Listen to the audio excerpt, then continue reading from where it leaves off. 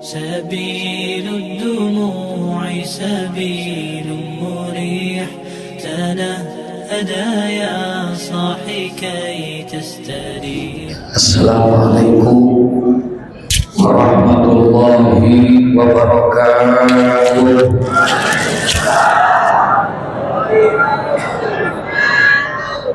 Bismillah, alhamdulillah, wassalatu wassalamu ala sayyidina rasulillah sayyidina wa maulana Muhammad ibn Abdillah wa ala alihi wa sahbihi wa man tabi'ahu wa wala.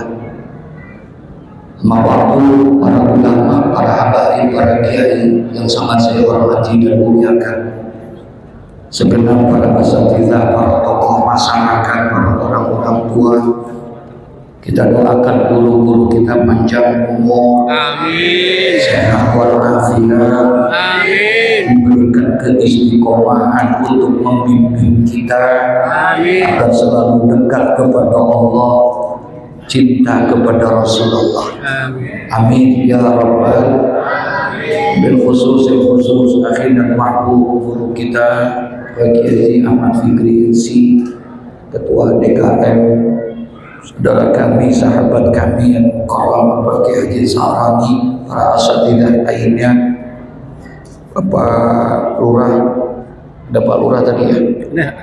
Alhamdulillah, doain mudah-mudahan jadi camat. Amin. Di Papua.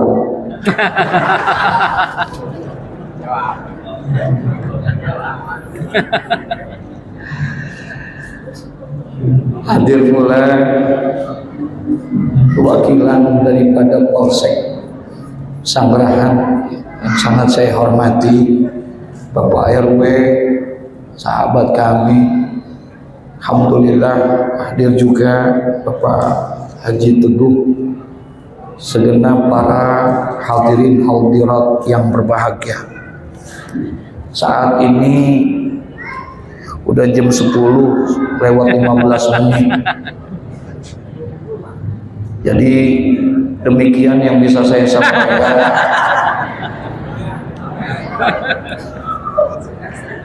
Sampai jam berapa ini? Sampai jam berapa? Bu, sampai jam berapa? Sampai jam 12. Betul? Oke. Iya. Berapa duit? Iya. Malam ini kita berada dan bersilaturahmi di tempat yang baik, dalam acara yang baik, berkumpul bersama orang-orang yang baik. Insya Allah tidak keluar kita dari tempat ini kecuali menjadi orang-orang yang baik. Amin.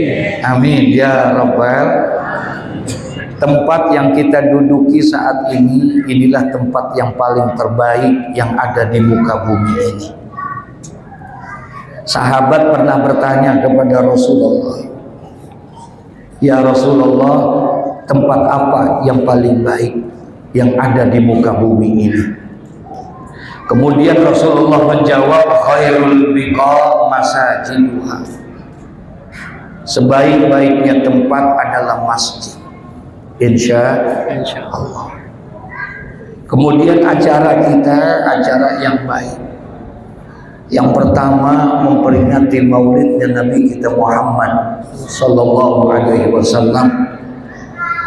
Dan selanjutnya katanya ada milad 3 tahun daripada majlis zikir Ratibul Haddad. Betul? Ya.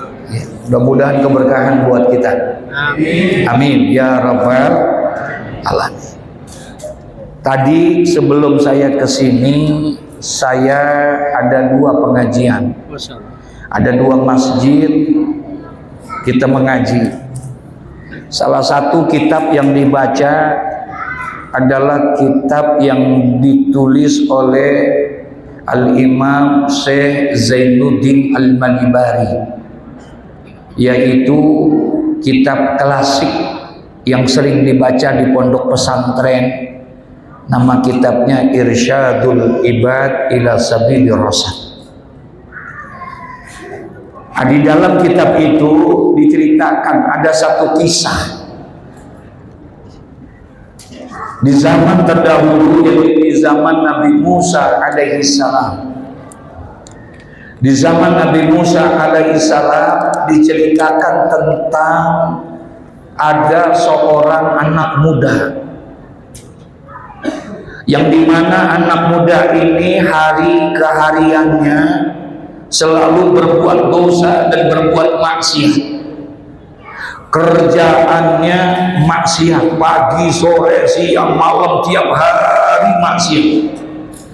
Nggak pernah tinggal judi, nggak pernah tinggal mabok, nggak pernah tinggal zina. Tiap hari dia berbuat dosa, berbuat maksiat. Sampai-sampai masyarakat, warga pada saat itu semuanya resah sama tingkah lakunya ini anak muda.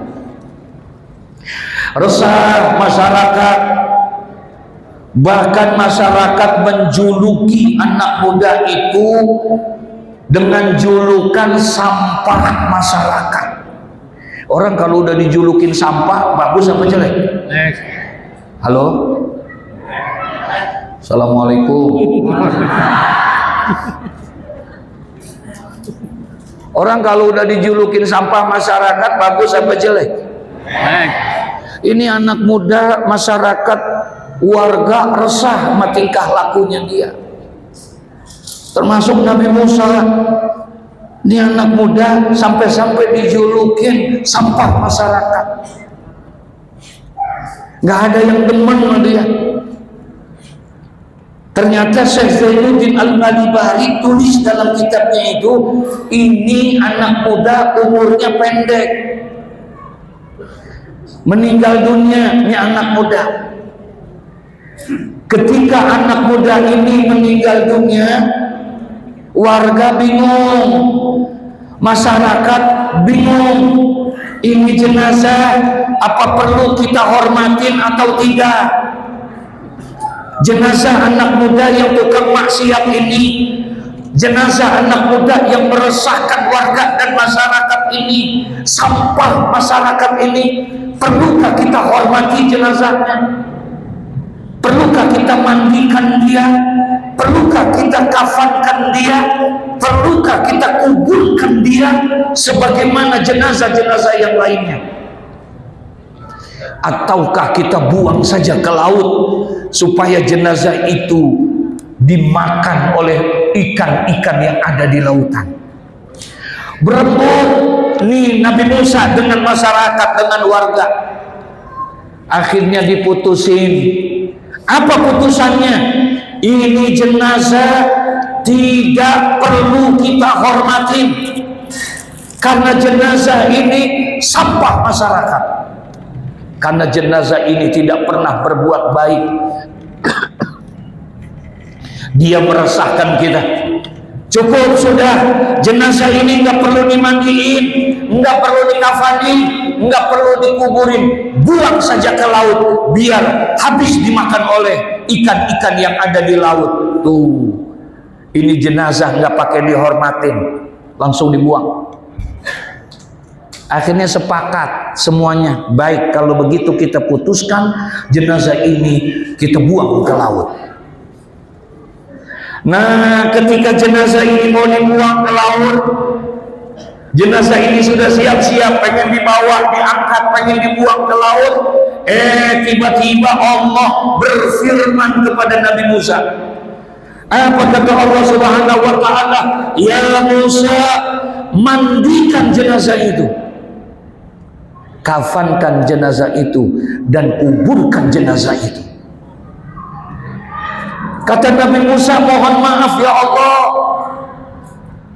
kami tidak akan menghormati jenazah itu. Biarkan kami buang ke laut, tidak perlu dimandikan, tidak perlu dikafankan, tidak perlu dikuburkan. Maafkan kami ya Allah, kami akan buang jenazah itu ke laut. Nabi Musa nggak mau. Allah bilang lagi, apa kata Allah? Musa, mandikan jenazah itu, kafankan jenazah itu, dan kuburkan jenazah itu. 3 kali Allah perintahkan itu kepada Nabi Musa. Berarti kalau begitu nih, jenazah sama Allah dihormatin nggak? Dihormatin nggak? Akhirnya karena sudah 3 kali Allah perintahkan kepada Nabi Musa, akhirnya Nabi Musa mengikuti perintah Allah.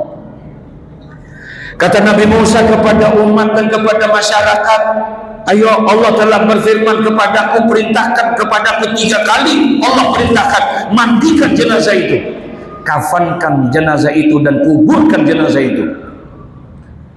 Akhirnya dimandikan jenazah, dikafankan dan dikuburkan.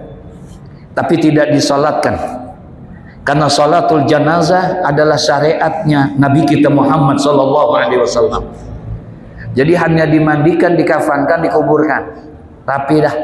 Selesai nguburin, rapi nguburin, Nabi Musa nanya kepada Allah, karena Nabi Musa ini Nabi Rasul yang mendapatkan julukan Kalimullah. Nabi Musa julukannya Kalimullah, Nabi yang bisa berdialog langsung kepada Allah, Nabi yang bisa berkomunikasi langsung sama Allah. Jadi Nabi Musa julukannya Kalimullah, Nabi Ibrahim Khalilullah, Nabi Isa Ruhullah, Nabi kita Muhammad Habibullah. Nabi Musa kemudian dia bertanya kepada Allah. Apa kata Nabi Musa? Ya Rabbi, biizzatika wa jalalika, ya Allah, demi keagunganmu, demi kemuliaanmu, mohon maaf ya Allah, aku ingin bertanya kepada engkau, apa kelebihan anak muda ini di hadapanmu sehingga engkau hormati dia? Paham maksudnya? Apa keistimewaan anak muda ini di hadapanmu ya Allah? Kenapa engkau sampai mulia hormati dia? Kami disuruh mandikan, kafankan dan kuburkan, padahal dia adalah orang yang tidak pernah taat kepadamu, padahal dia adalah orang yang selalu berbuat dosa, padahal dia adalah orang yang selalu berbuat maksiat, dia sampah masyarakat. Kenapa engkau hormati dia? Kenapa engkau muliakan dia? Apa keistimewaan anak muda ini? Apa kelebihan anak muda ini di hadapanmu ya Allah? Apa jawaban Allah? Allah bilang kepada Nabi Musa, Musa, benar anak muda ini selalu berbuat dosa dan berbuat maksiat. Betul, anak muda ini meresahkan masyarakat. Benar, anak muda ini adalah sampah masyarakat. Tapi ketahuilah oleh engkau wahai Musa, anak muda ini pernah satu hari anak muda ini pernah berada di dalam rumahnya dalam keadaan sadar, tidak dalam keadaan berbuat dosa dan tidak berbuat maksiat. Pernah satu hari anak muda itu di dalam rumahnya sendiri dia, kata Allah. Tiba-tiba anak muda ini mengambil kitab suci yang aku turunkan kepada engkau, kitab Taurat. Anak muda ini mengambil kitab Taurat. Kemudian anak muda ini membuka kitab Taurat itu. Ketika dia buka kitab Taurat itu, di situ dituliskan firman Allah. Apa kata Allah? Nanti aku akan utus seorang nabi, aku akan utus seorang rasul, dan aku akan jadikan dia sebagai penutup para nabi dan para rasul. Aku beri nama nabi itu, aku beri nama rasul itu dengan nama Muhammad. Maka bersolawatlah engkau kepada Muhammad. Kemudian anak muda itu ada perintah di dalam kitab itu untuk apa? Bersolawat kepada Nabi Muhammad. Kemudian anak muda itu pun membaca solawat, Allahumma sholli ala Muhammad. Kata Allah, karena itulah aku hormati dia, karena dia telah bersolawat kepada kekasihku Muhammad. Allahumma sholli ala Sayyidina Muhammad. Allah hormati dia karena dia bersolawat kepada Nabi Muhammad. Padahal di zaman itu Nabi Muhammad udah ada belum? Nabi Muhammad udah ada belum? Nabi Muhammad belum ada. Yang membaca salawat pada saat itu umatnya Nabi Muhammad apa umatnya Nabi Musa? Umatnya Nabi Muhammad apa umatnya Nabi Musa? Nabi Musa. Kalaulah umatnya Nabi Musa bersolawat kepada Nabi Muhammad, Allah hormati dia, Allah muliakan dia. Bagaimana kalau seandainya yang membaca salawat itu adalah umatnya Nabi Muhammad? Masya Allah.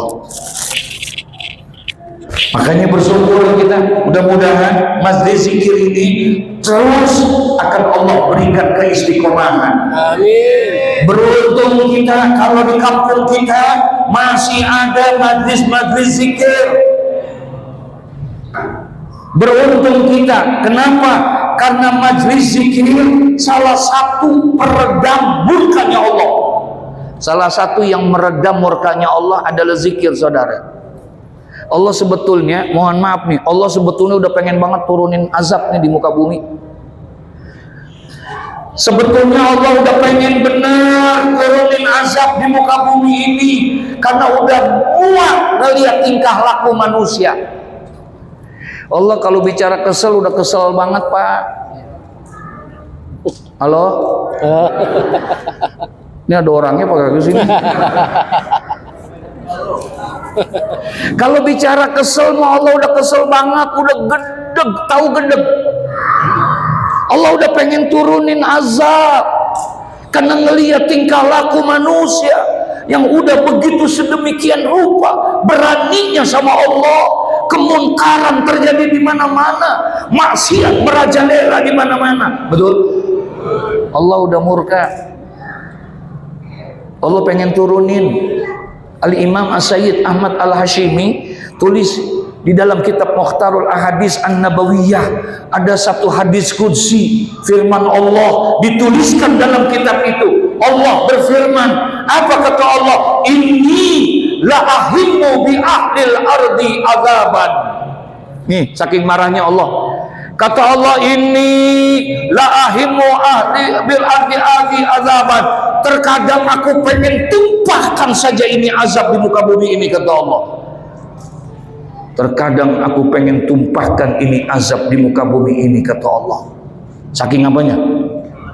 Saking apanya? Saking kesalnya Allah, aku pengen tumpahkan ini di muka bumi ini azab. Tapi kata Allah, fa idza nazartu ila ummati buyuti wal mutahabbina fiya wal mustaghfirina bil ashar. Tapi kata Allah, fa iza nazartu ila umari buyuti, ketika aku masih lihat ada orang-orang yang masih mau memakmurkan rumah-rumahku, masih ada orang-orang yang menghidupkan rumah-rumahku, kata Allah. Yang maksudnya rumah Allah apa? Masjid. Ketika aku melihat masih ada orang yang memakmurkan rumah-rumahku, masih ada sholat berjamaah, masih ada orang yang mengisi dengan kajian-kajian ilmu di rumah-rumahku, kata Allah. Wal mustaghfirina bil ashar. Nih, masih ada orang-orang yang berzikir kepadaku, kata Allah. Masih ada orang-orang yang beristighfar kepadaku, memohon ampun kepadaku. Masih ada orang-orang yang bersolawat kepada kekasihku, kata Nabi Muhammad, kata Allah.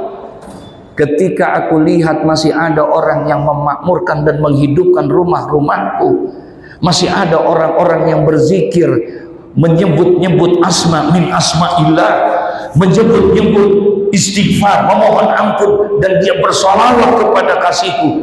Ketika aku lihat mereka, soroftu azabi anhum, aku nggak jadi turunin azabku karena aku masih menghormati mereka, kata Allah. Kalau nggak ada majlis zikir, kalau nggak ada yang memakmurkan masjid, Allah udah pengen apa? Tumpahin nih azab, saudara. Udah muak bener ngeliat ini maksiat ada apa kagak? Halo? Lu diem jadi gua takut ini. Maksiat ada nggak? Ada. Kemunkaran ada nggak? Ya Rob, apa yang nggak ada? Kemunkaran model apa yang nggak ada? Maksiat apa? Dari level yang paling bawah sampai level yang paling atas, semua banyak yang berbuat maksiat. Betul? Udah nggak ada rasa malu-malunya lagi. Padahal malu adalah merupakan bagian daripada iman. Sekarang ini orang udah kagak ada rasa malunya. Kagak sembahyang biasa-biasa aja. Betul? Iya. Makanya Allah udah muak bener ngelihatnya, udah pengen turunin. Tapi ada majlis zikir, ini yang meredam murka Allah. Amin. Ya Rabbal. Untung masih ada orang yang berzikir, masih ada orang yang mau memohon kepada Allah, yang mau mendoakan kampungnya, kotanya, negerinya. Nih majlis zikir Pak yang berdoain. Ya Allah, dia doain, ya Allah mudah-mudahan kampungnya berkah. Amin. Kotanya berkah, negerinya berkah. Kalau enggak mah ya Allah, Allah udah turunin. Apalagi yang dibaca Ratibul Haddad, satu zikir yang disusun oleh seorang wali min auliyaillah, yang enggak sembarangan ditulis oleh Al-Imam Al-Habib Abdullah bin Alawi Al-Haddad.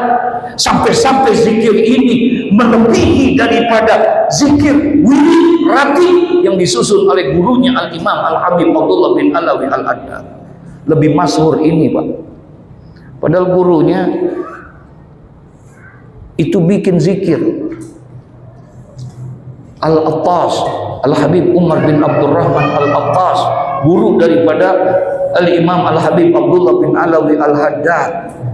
Itu lebih luar biasa zikirnya itu. Dia redam ini kemurkaan yang ada. Allah selamatkan itu. Mudah-mudahan berkah kampung kita saudara. Amin. Makanya jangan dihentiin.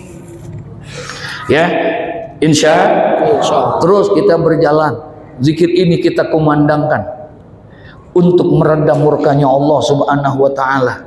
Sekarang yang buat maksiat jangan lagi anak muda, yang tua. Ada nggak yang maksiat? Ada. Halo? Ada nggak? Iya. Ada orang tua maksiat, Allah marah banget sama dia tuh. Allah marah sama anak muda yang berbuat maksiat. Tapi Allah lebih marah lagi kalau ada orang tua maksiat. Salah satu la yukallimuhumullahu yaumal qiyamah wa la yuzakihim wa la yanzuru ilaihim wa lahum azabun alim. Kata Nabi Muhammad, salah satu. Jadi sekarang kalau begini gak boleh lama-lama begini. Salah satu, ada 3 golongan manusia. Ada berapa? 3. Ada 3 golongan manusia la yukallimuhumullahu yaumal qiyamah, yang nanti 3 golongan manusia itu pada hari kiamat Allah tidak mau bicara sama orang itu. Wala yanzuru ilaihim, Allah juga nggak mau ketemu sama orang itu. Nanti pada hari kiamat Allah boro-boro mau ketemu, ngomong aja ogah sama dia, dicuekin dia, tidak akan diberikan rahmat oleh Allah. Ada 3 golongan manusia, walahum azabun alim, bahkan Allah akan berikan azab yang sangat pedih kepada 3 golongan ini. Siapa 3 golongan ini? Nih kalau 3-3-nya dibahas nih, 1:30 selesai nih. Ada 3 golongan yang akan dimurkai oleh Allah. Allah tidak mau lihat dia. Allah apa nih? Yang enak dikit. Oh.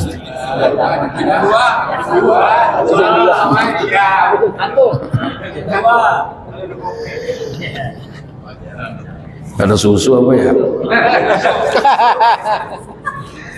3 nih. Siapa golongan ini yang akan dibenci sama Allah?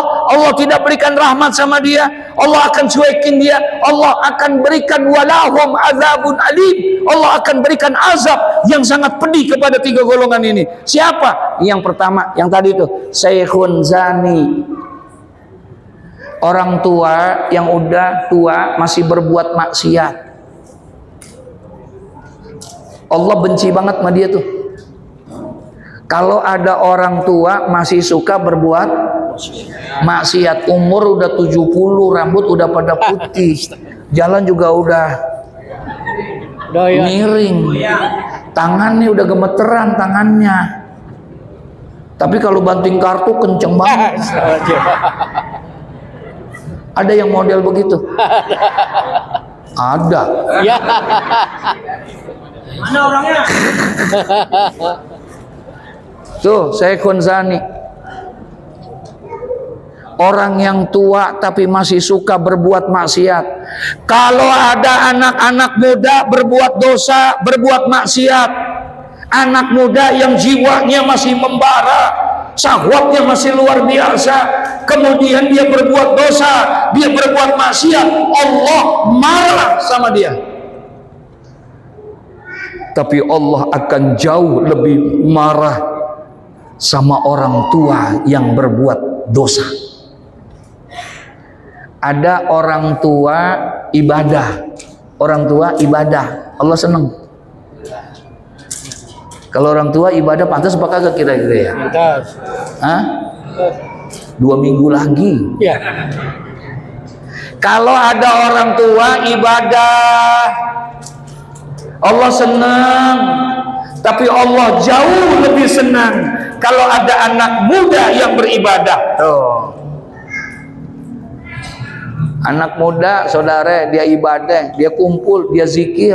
La haula wala quwata illa billah. Allah senang banget sama yang kayak begitu. Nih, yang kita mesti jaga. Yang pertama, mau kemana bang?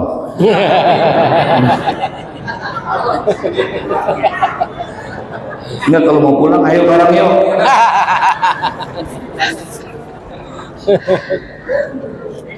Jadi golongan yang pertama yang Allah paling benci, yang Allah paling marah sama dia, apabila ada orang tua yang masih berbuat maksiat. Nih kita udah di penghujung tahun, betul ya? Udah di penghujung tahun nih. Bentar lagi minggu depan udah masuk tahun baru. Betul? Betul. Akan pergi 2023, masuk 2024. Maaf. Masuk 2024. Berarti secara bilangan umur kita nambah apa kurang? Enggak, secara bilangan umur kita nambah apa kurang? Nambah umur kita secara bilangan. Kalau sekarang umur kita 50, besok masuk 2024, berarti umur kita berapa? Berapa? 51. Nambah apa kurang itu? Nambah. Kalau bilangan mah nambah. Mudah-mudahan panjang umur semua. Amin. Sampai 250 tahun. Astagfirullah.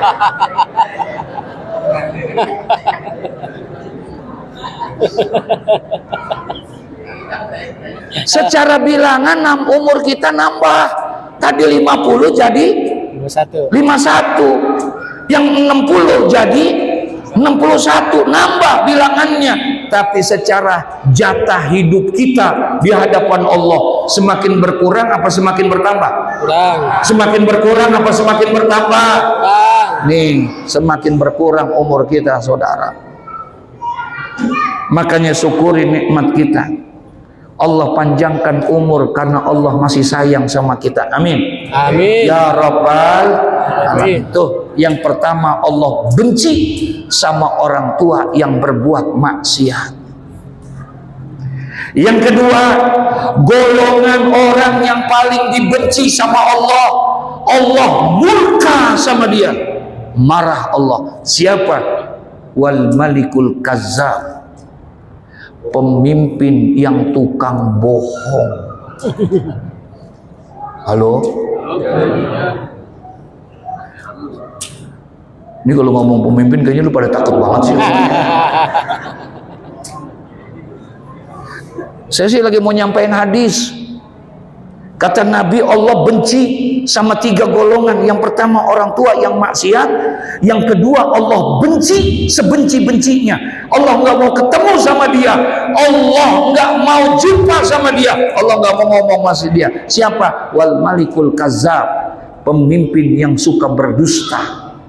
Pemimpin yang suka bohong. Maaf nih. Halo? Di dunia ini ada nggak pemimpin yang tukang bohong? Ada. Ada nggak? Siapa?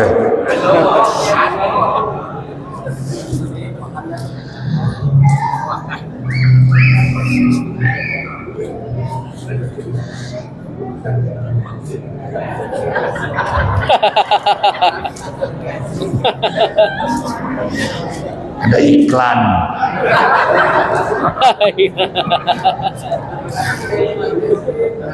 Wal malikul kazab, pemimpin yang tukang bohong,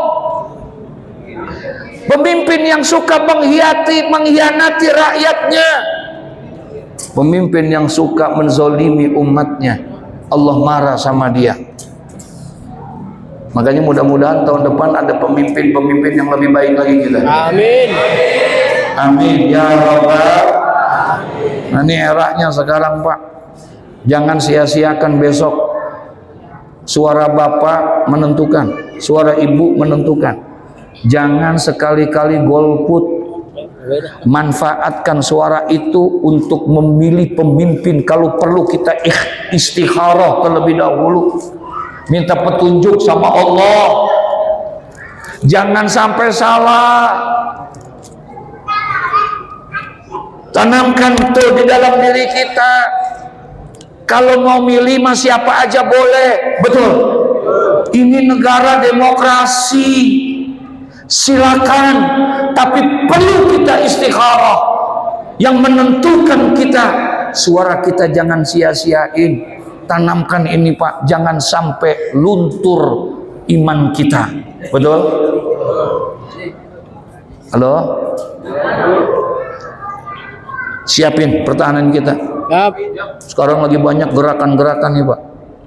Ada gerakan-gerakan biasanya ada istilah serangan subuh. Betul? Besok ibu-ibu mau milih, bapak-bapak mau milih. Sekarang ini ada juga orang yang pengen ngasih 300.000. Betul? Kira-kira kalau dikasih 300.000 goyang apa kagak ini? Oi. Hah? Iya. Ini belum apa-apa udah mulai goyang. Jangan Pak, demi Allah jangan. Dosanya kalau misalnya ternyata pemimpin itu zalim, pemimpin itu mengkhianati rakyat dan umatnya, kita akan kena Pak. Karena kita yang memilih dia. Makanya minta petunjuk para ulama, ikuti para ulama, minta istikharah, minta sama Allah, biar besok bisa ada pemimpin yang bisa takut sama Allah dan cinta kepada rakyatnya. Amin ya Rabbal. Amin ya Rabbal. Apa?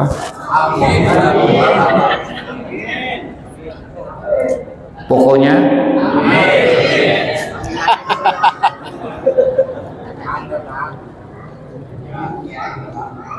sekarang orang ngomong amin pada takut. Kemarin ada menteri ngomongnya ngaco. Betul? Iya. Ini pelecehan, penistaan ini.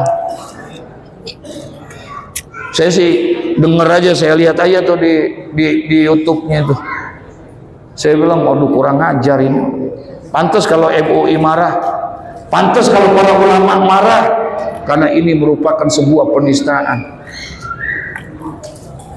Sholat dipermainin, betul? Ibadah sholat dibecanda-becandain.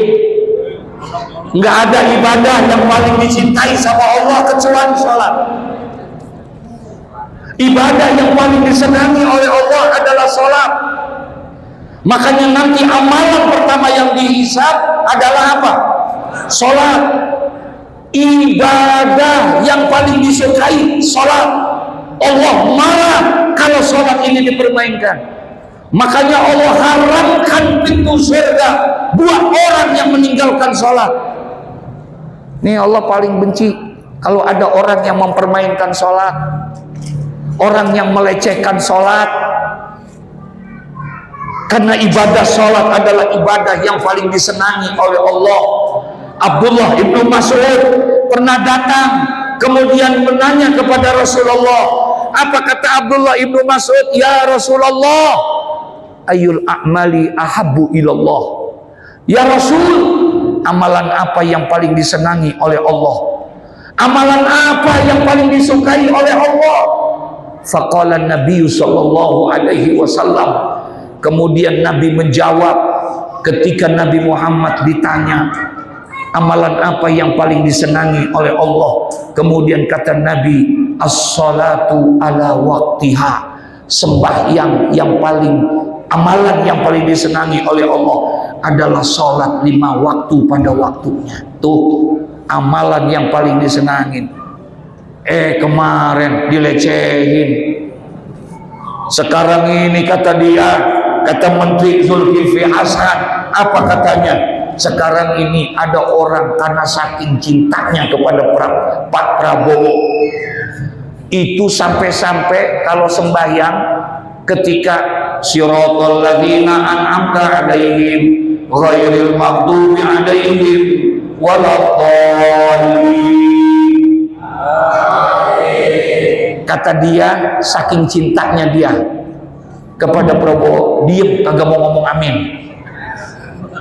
Subhanallah, sampai segitunya Pak. Bahkan kata dia saat ini ada saking cintanya dia kepada Bapak Prabowo. Nah, di waktu sembahyang, waktu tasyahud, asyhadu alla ilaha illallah, tidak begini, tapi begini. Penghinaan bukan? Penghinaan bukan? Nih, makanya besok udah bismillah. Dukung semuanya. Ini mohon maaf, beribu maaf, saya nggak maksud bos. Ini saya punya sahabat saya, Haji Teguh. Ketika beliau datang ke tempat saya, minta izin sama saya. Waktu itu Haji Basir meninggal dunia. Jawara Brigade Jawara 411. Beliau itu salah satu caleg dari PKS. Kemudian meninggal dunia. Berebut orang pengen menggantikan dari mana saja. Dan salah satunya yang direkomendasikan itu adalah Pak Haji Teguh. Dia nggak berani terima. Dia datang dulu ke saya. Dia minta izin. Dia tanya. Nih dia orangnya masih hidup. Masih hidup. Iya, dia tanya sama saya. Sebelum dia terima itu, dia bilang, Kiai, saya boleh terima apa enggak ini? Untuk melanjutkan ini semua. Saya bilang, siap enggak lahir batin? Siap Kiai, insya Allah. Nah kalau siap, ayo bismillah. Bikin perjanjian sama saya. Bikin perjanjian sama saya bilang, atas nama pribadi dan atas nama Forum Ulama Habaib se-Jakarta, saya bilang. Bikin. Taken kontrak politik sama saya, Pak. Iya, bener. Makanya berani nempelin foto saya. Iya. Iya. Partai-partai yang lain banyak Pak minta ditempelin. Saya bilang, kalau ada yang berani menempelkan foto saya atas nama PUHAB, Forum Ulama Habaib, saya akan pidanakan dia. Saya akan arahkan ke jalur hukum. Kecuali dia membuat pernyataan secara kontra politik sama saya. Tuh, akhirnya bikin kontrak politik, siap dia.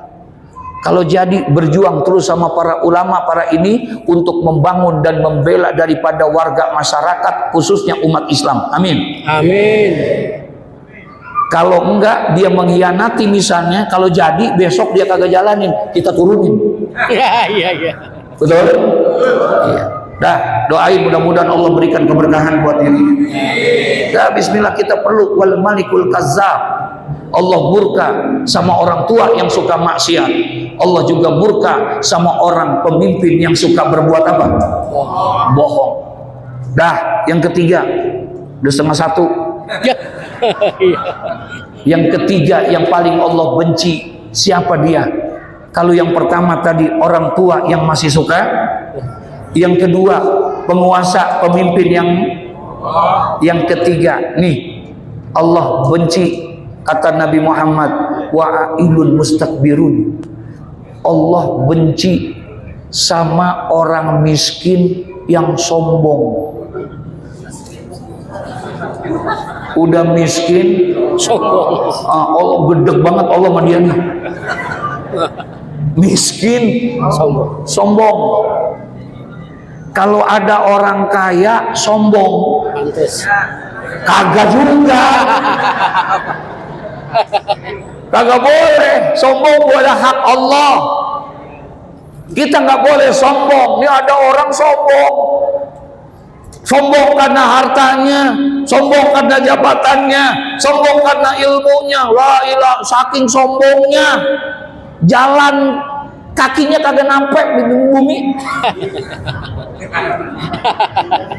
Wa'ailun mustakbirun. Allah marah sama orang miskin yang apa? Sombong. Sahabat nanya, ya Rasulullah, kalau orang kaya sombong kaya-kayanya mah rada nggak pantas juga, rada-rada pantas.